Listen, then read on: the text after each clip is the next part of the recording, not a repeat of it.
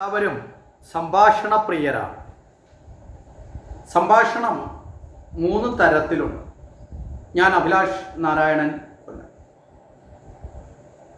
നമ്മളെ സംബന്ധിച്ചിടത്തോളം ഏറ്റവും നിയന്ത്രിക്കാൻ പ്രയാസമുള്ള ഒരു ഇന്ദ്രിയം തന്നെ നാവാണ്.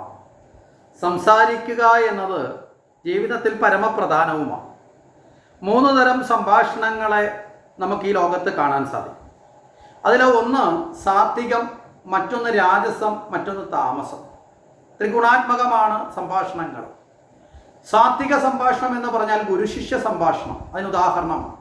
ഒരു ഗുരു ശിഷ്യനോട് സംസാരിക്കുന്നത് എപ്പോഴും സാത്വിക ഭാവത്തോടെയാണ്. മറ്റൊന്ന് രാജസം എന്ന് പറഞ്ഞാൽ വാദപ്രതിവാദമാണ്. പരസ്പരമുള്ള വാദപ്രതിവാദം, നമ്മൾ ഇന്ന് കാണുന്ന സംവാദങ്ങളൊക്കെ അതിൻ്റെ ഒരു ഭാഗമാണ്. പിന്നൊന്നുള്ളത് താമസമാണ്. കോലാഹലങ്ങളാണ്, വഴക്കുകളാണ്. അവനവന് മറ്റുള്ളവനെ അംഗീകരിക്കാതെയും മറ്റു തരത്തിലുള്ള കോലാഹലങ്ങളിലേക്ക് പ്രവേശിക്കുക. സാത്വികമായ സംഭാഷണം നമ്മൾ നോക്കുന്ന സമയത്ത് അതിന് യാതൊരു വിധമായ ദുർയുക്തികളും അതിനകത്തില്ല. കാരണം സദുദ്ദേശമേ ഉള്ളൂ ഗുരു ശിഷ്യൻ അറിവ് പകർന്നു കൊടുക്കും. രാജസമായ സംഭാഷണത്തിനാകട്ടെ അവിടെ ജ്ഞാനയുക്തിയുണ്ട്. ആർക്കാണ് കൂടുതൽ അറിവ് എന്നുള്ളത് വാദപ്രതിവാദത്തിൽ പ്രധാനമാണ്. മൂന്നാമത്തതിലേക്ക് നമ്മൾ വന്നു കഴിഞ്ഞാൽ അവിടെ കാണുന്നത് ലക്ഷ്യബോധമില്ലായ്മയാണ്. യാതൊരു യുക്തിയും ഉണ്ടാവില്ല. ഒരു ലക്ഷ്യവും ഇല്ലാത്തത് കൊണ്ട് വെറുതെ സംസാരിക്കുക, കലഹമുണ്ടാക്കുക എന്നുള്ളതാണ്.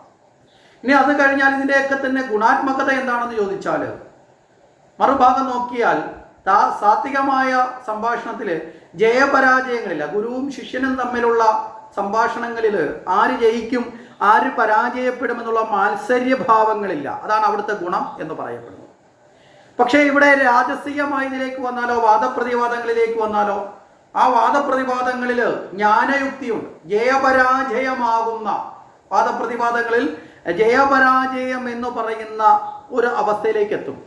അവിടെ പരിപൂർണമായ ആദ്യം പറഞ്ഞതുപോലെയുള്ള മത്സരമില്ലാത്ത ഭാവത്തിൽ നിന്ന് മത്സരഭാവത്തിലേക്ക് വരുമ്പോൾ അവിടെ ജയിക്കുന്നവനും പരാജയപ്പെടുന്നവനും എന്ന 2 ഭാവം വരും. മൂന്നാമത്തതിലേക്ക് നമ്മൾ വന്നാൽ രാജസമായതിലേക്ക് താമസമായതിലേക്ക് നമ്മൾ വന്നാൽ അവിടെ കലഹമാണ്.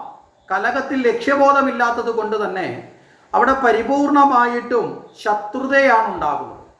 രണ്ടുപേരും ജയവുമില്ല പരാജയവുമില്ല, പക്ഷേ പരസ്പരം ശത്രുതയുണ്ടാവും. അപ്പം നമ്മളും നമ്മുടെ സംഭാഷണങ്ങളിൽ ഏത് പാതയാണ് കൂടുതൽ അഭികാമ്യമായി പിന്തുടരേണ്ടത് എന്ന് ചിന്തിച്ചുകൊണ്ട് ഏറ്റവും ശ്രേഷ്ഠമായ പാതയിലേക്ക് സഞ്ചരിക്കുവാൻ നമുക്ക് സാധിക്കട്ടെ എന്ന് പ്രാർത്ഥിച്ചുകൊണ്ട് നിർത്തുന്നു. നമസ്കാരം.